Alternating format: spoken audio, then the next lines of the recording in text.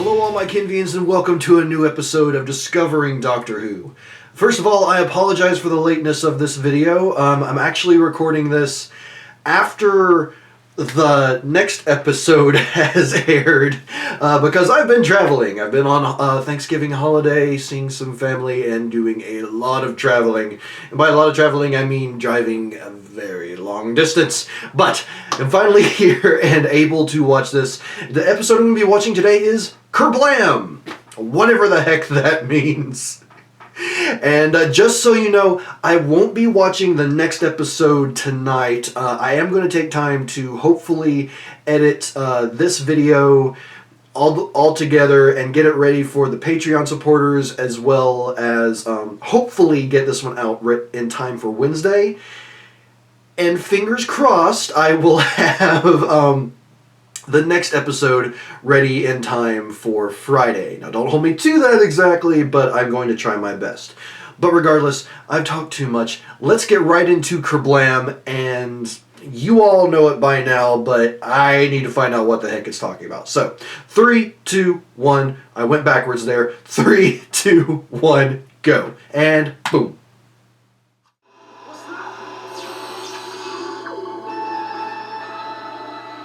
Hi. Delivery for the Doctor. If you want it, Kerblam it. He's terrifying. Why would you ever be happy to see him? Me, I mean, right, well, Cute. He's no less terrifying. I do would say that, wouldn't I? Out of people, self-interest. It's funny, I don't normally talk this much. She's adorable. I never, ever climb onto the conveyors. We're going to get an example of why. Found on the conveyor faces immediate termination. This is where battles are. You have a great approach to life, Kira. Mm-hmm. Thank you. That's so lovely of you. Nobody's ever said something that nice to me. Yeah, definitely dystopian. Where are I really like her. it's generated from? I don't know. System online. Alright, it's just a glitch, back to work. Hello. Who are you? Kira, re-engage brain if you can find it. If it pulls one over on me, I'll be extremely happy. But, hi! Rule 198. Do not drink any of the cleaning fluid. Guys, thank you. Your maintenance... Really? Just such a butter thing. I love that. Oh, they're adorably awkward. I can't concentrate when I'm near her. It's like I forget everything that I'm supposed to be doing. Because you have a crush. Smelt her. Hmm. Strange enough, I haven't. Perfect. Error reported. Error reported. Hey, Charlie, don't mate. I can look at it. Error reported. Error reported. Don't kill Charlie. Charlie's a good boy. It's the name of my dog.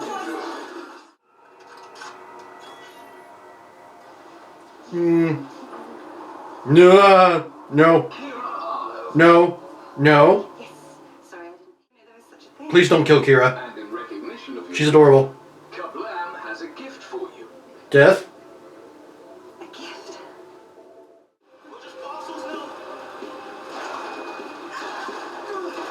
Oh no, plastic. You may also like to know we have a 1 hour offer on cushions. Yay. Oh no! Twirly, no!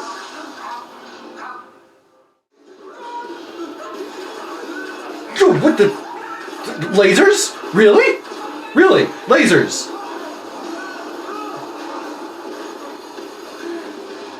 Okay. Sure. Why not? Some kind of goo and group loops, why are they in there?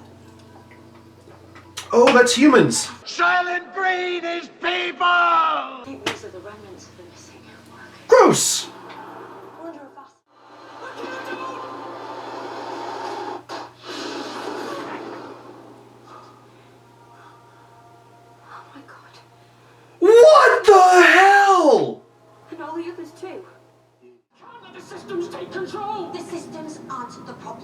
People use and exploit the system. That's the problem. Yes. People like you. You sure you want to pop that? Don't do it.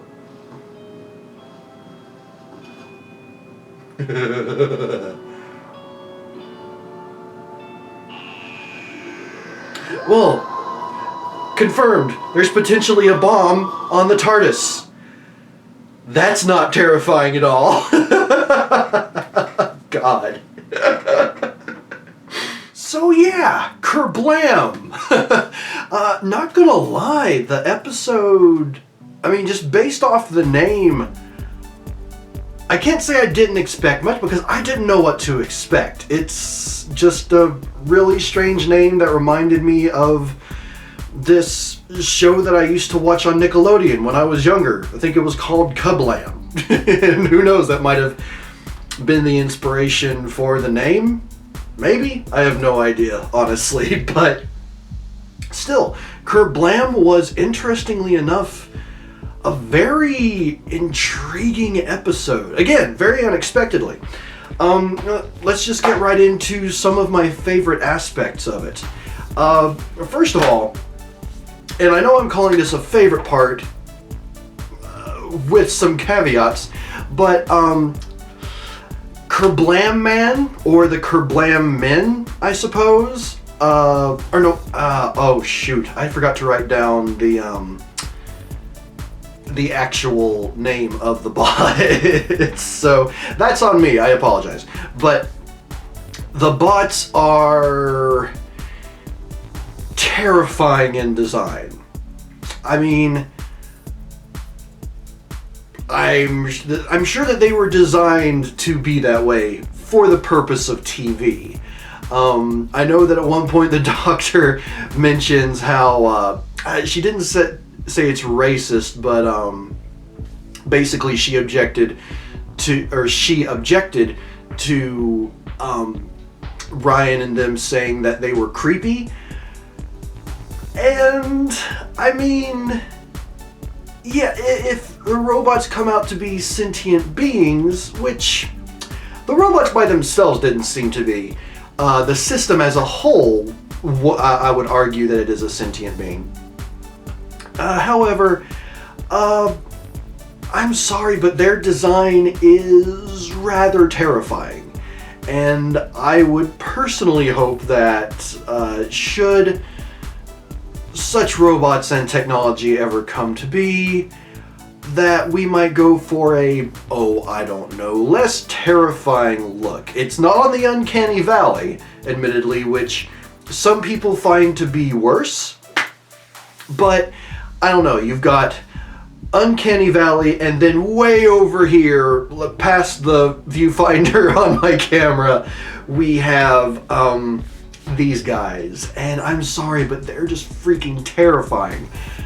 That being said, that is still one of my favorite parts of this episode because of how they were made, how they were designed, how they were placed throughout the episode. I mean,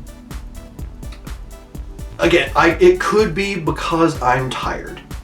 So very tired. But this episode, with the placement of those robots at various scenes, even though I basically knew it was coming, it still scared me. Like, this episode was, I can't remember the exact timing. It was after Halloween, but that episode, in my opinion, would have worked out well as sort of coinciding with Halloween to a degree. So I really like that. Moving on from there, there is definitely an overarching theme of there being a dystopian future going on here. It's something that's touched on in a variety of ways. At first, very subtle, and it builds up to it with that final scene with Charlie. The galaxy, I was going to say the Earth, but no, at this point it's a galaxy because the planet that they were near was not Earth. But at that point, technology has become so relied upon that they have actually had to take legal steps to ensure that 10% of the working population in that building is human or organic, I guess. And the crazy thing is, or maybe it's not so crazy, but that's a legitimate fear of a lot of people. They even commented on, we were looking at screens and now they've taken over everything. Paraphrasing, obviously. But this plays out as sort of an extreme version of what a lot of people, to many degrees, legitimately fear in today's world. In some places, I want to say, I don't know that it's happened here in the US in particular, but definitely in some countries like Japan, they have made it so that certain restaurants don't require humans, like at all. And actually, I'm wrong. There is some degree of it here in the US. I've been to a McDonald's where they don't have anyone at the front taking your order anymore. They have these little kiosks near the back that are touchscreen, and you put in your order there. Now, you do still see a person who brings you your food, and there are people in the back preparing the food. But that's one degree in which technology has taken an element of a job away. And again, it's like it plays into what I feel is that legitimate fear of technology becoming far too relied upon. And it was some interesting social commentary here, because although, yes, Charlie ended up being the bad guy, he ended up being the one that was causing these people to disappear, what he's saying, not what he was doing, but what he was saying is not wrong. There is always that slippery slope. It's like, yeah, they established that 10% of the working force has to be human/organic. But what if it goes to 7% next, 5%, down to 1%? Or it gets to a point where just they don't need humans at all within the company. That's, again, what I feel to be a legitimate, definitely extreme in this case, but an understandable fear that is well done in this episode. I guess as long as I'm talking about Charlie, I, honest to God, did not see that coming. I did not see it coming that he was going to be the one behind it all. The fact that he had that crush on Kira threw me off mostly. But even then, I don't know that I really would have suspected him as just being a regular person working there, like helping out Graham and everything. But his crush on Kira definitely did help, but then that sudden reveal of him being the one behind, like, these people being liquidated, literally liquidated, and the bombs with the little bubble wrap. Now, full disclosure here, if someone ever actually did something like that with like bubble wrap bombs, I'd probably want to be one of the first people to die, because I love bubble wrap paper. I don't care how old I am. I'll be, well, I doubt I'll make it this far, but I'll be in my 90s, reaching 100. And even like with my old arthritic hands that can barely grip anything, I'll still struggle to pop those stupid bubbles in the bubble wrap. So yeah, if someone ever actually did that, I'd be boned. But yeah, Charlie was, again, just a very interesting character. And just to reiterate, while I don't agree with his methods at all, what he's fighting against, or what he was attempting to fight against, what he was trying to do, the spirit of it is understandable to a great degree. And I'll actually touch on that. Well, why not touch on it now? He's talking about how, the system is the problem. It's like, he's going to fix it so that people no longer trust the system, because in this case, the system would be what delivers all these horrible bombs to the people and causes this mass destruction. But the Doctor puts it this way, and I tried my best to quote her as closely as possible. But it's not the system that's the problem. How people use and exploit the system, that's the problem. And that is true in this case. That is true in the case of our present day world.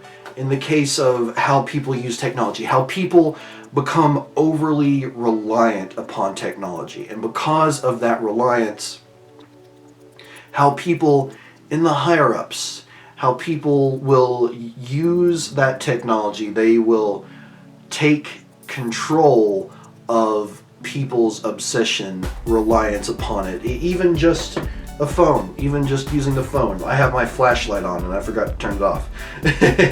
But just using your phone, it's something that, today you'll see all kinds of memes of mostly older people talking about how it's like, all we do now is stare down at the screen. And while I find those memes and the people who think that way to be problematic, there is some truth to it, because as we become more reliant upon the technology, people will take that reliance and use it against us. Or at the very least, they will use it for their own personal gain. And I'm going to end that there, because I feel like I could start rambling way too much, even more so than I already have. So yeah, there's that. The one thing that I will say is a disappointment, if only because it's something that I thought might have more meaning to it than it really ended up being, because it wasn't followed up on at all. But when they were talking about how if anyone is caught on the conveyor belts, it would result in immediate termination. I thought that maybe it was going to be a deal where someone had to get on the conveyor belt, someone had to, for whatever reason, and that would result in them getting terminated in the Terminator movie way. With, the people basically, instead of just getting fired, terminated, they would get terminated, and be dead. Now, obviously, the story went in a much different direction than that, for the most part. But I am just a little bit disappointed that nothing like that came about. Mainly just because I guess I thought I was being clever in guessing, oh, this is what's going to happen, and then it didn't. So, yeah, just a personal disappointment more than anything. Now, Kira. She was adorable. Yes, Charlie ended up being evil and murderous to a great degree, but I really liked her. She was adorable, and I hate that they killed her. I absolutely hated it. Now, this is one of the things that I talked about in the first episode of this series was what I felt to be the unnecessary deaths. Now, I have come to terms with Grace and what happened to her and why it had to happen, but then there's the security guard. And we just get like that one quick moment of him doing, I guess, FaceTime with his granddaughter. No other voice. We can't hear anything else other than his side. And then he dies. in my opinion, that still was a poorly executed or just poorly written, unnecessary death. And then we have Kira, who, it's a death that upset me. It's a death that I felt, and it didn't feel unnecessary. I do wish it hadn't happened, but they built her character up. Even though we didn't really know much about her, all we knew was that she had only received one gift in her entire life. One gift in her entire life. She didn't know her family or anything. And then she gets taken away like that. It's because of Charlie, and it's because of the system, like, acting out of malice against Charlie. So in that degree, I would definitely say that her death was unnecessary, but for the most part, it's just something I wish hadn't happened because it wasn't fair. It wasn't fair to her as a character, and I feel that way because I grew attached to her. For as little time as she was on there, for as little time as we got to know her, I liked her and I was sad to see her go. Again, whereas in the first episode we had the security guard guy, he died unnecessarily. The drunk guy with the salad, that's still a really weird one. That one was just poorly written in general. But yeah, so Kira, super sad. And then Dan, another one. I really liked him. And honestly, as soon as I saw like the little locket around his neck, or the necklace, it wasn't a locket, but the necklace around his neck talking about his daughter, it's just in the back of my mind I was thinking, oh no, he's going to die. Like, even before he took the scanner off to the dark sections that apparently people disappear from, I just knew he was going to die, which sucked because he was cool and I really liked him. Again, it's like his death was kind of telegraphed, so I came to terms with it.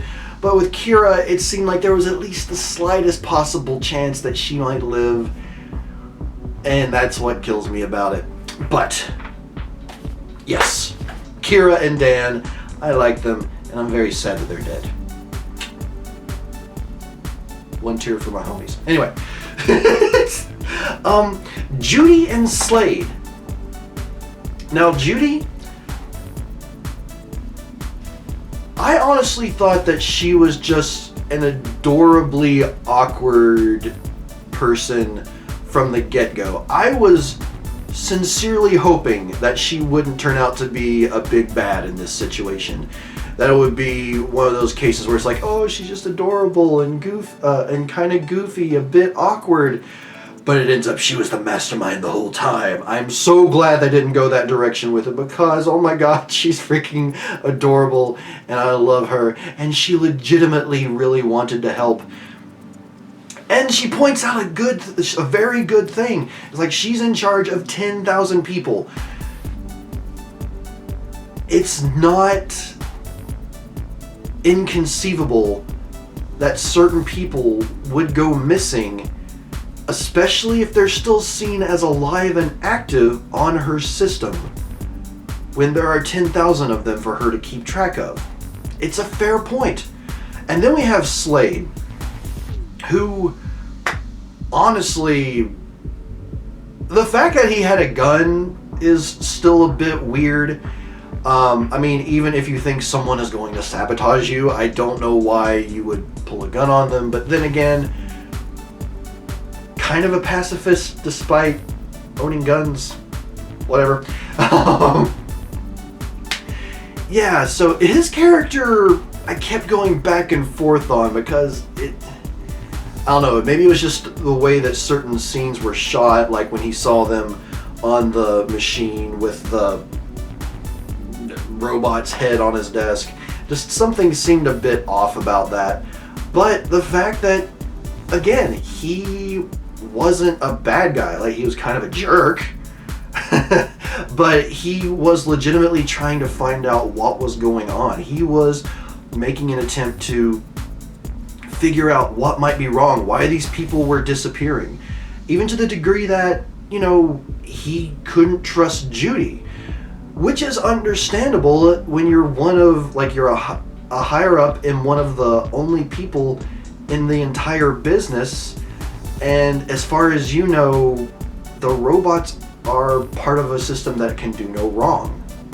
So yeah, I really like the way their characters were handled. Again, Slade's a jerk, but in the end, they both ended up being likable characters, I feel, in the end. Let's see, what else? Twirly!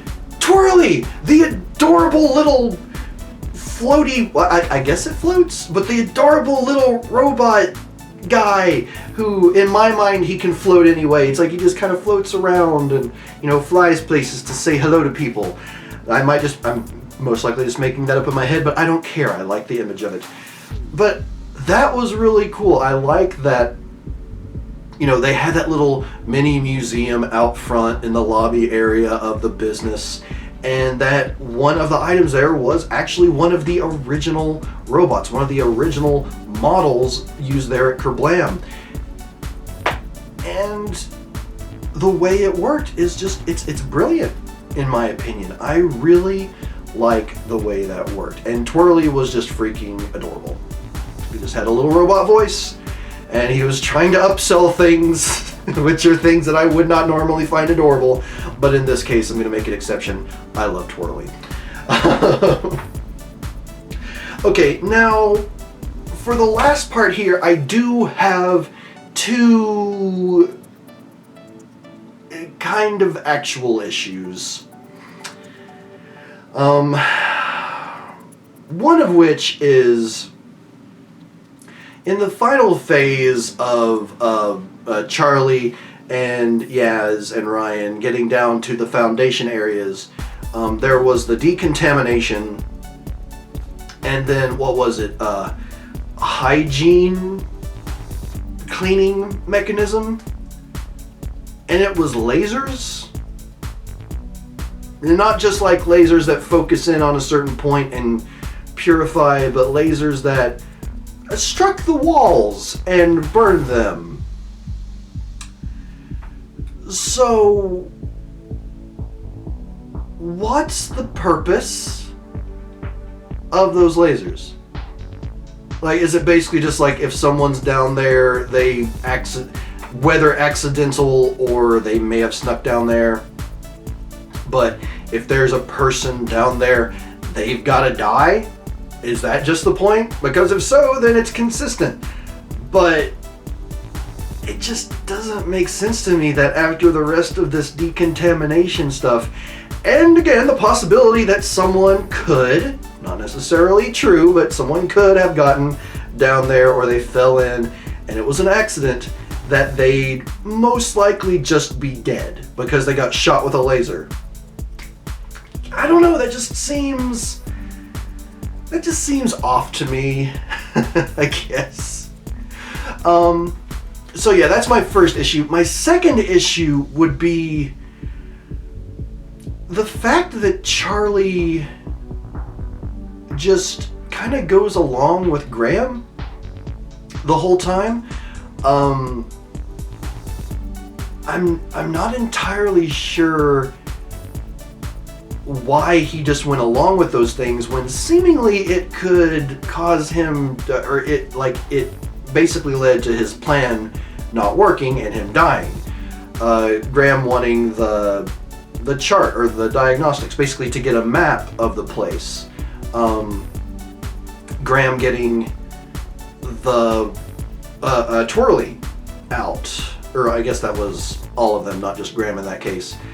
But it does seem a bit off that he wouldn't try to resist that a little bit. Maybe it's just like he wasn't thinking at the time. He just thought it was like, some newbie that really wanted to know the ropes, something along those lines. But it did seem like it wasn't entirely working with his overall plan to have been helping these people, especially one that he literally just met.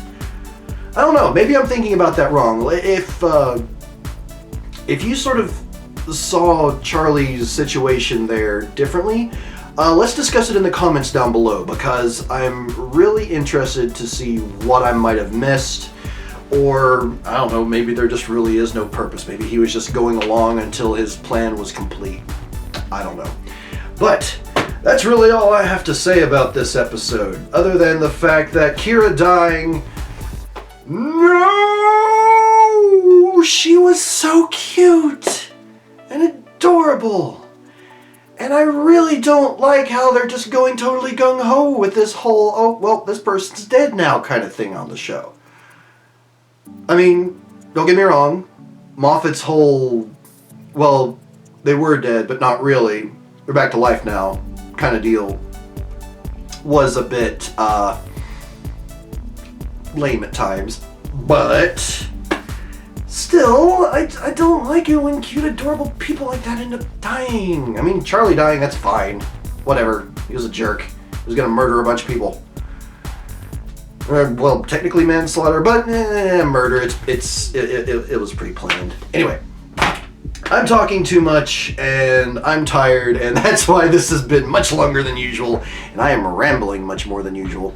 But everyone, thank you so much for being here for this episode of Discovering Doctor Who. Again, I will be recording the next episode soon. My plan is to record it tomorrow. I'm going to be spending the rest of tonight, and if I have time, some tomorrow morning before work, editing this to get it out to you all. Just thank you all so much for your patience, and thank you all for your continued support. I cannot tell you how much I appreciate it. You all are absolutely amazing, and slowly more and more of you are coming to the channel, and I just feel absolutely blessed.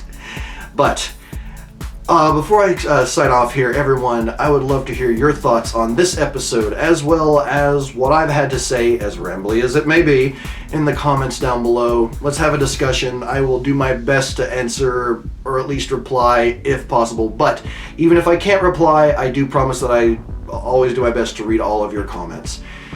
And all that aside, if you have anything else you'd like to say, leave it down in the comments down below, like your favorite track of the episode, because I sure as heck wasn't paying attention to that half the time. But I'll end it there before I ramble on too much. Until next time, everyone, for the Witchfinders, going to America with maybe the Salem Witch Trials? Maybe? That would be an interesting one to tackle. Anyway, until next time, everyone, I'm Papa Kenn, and I will see you in the next episode.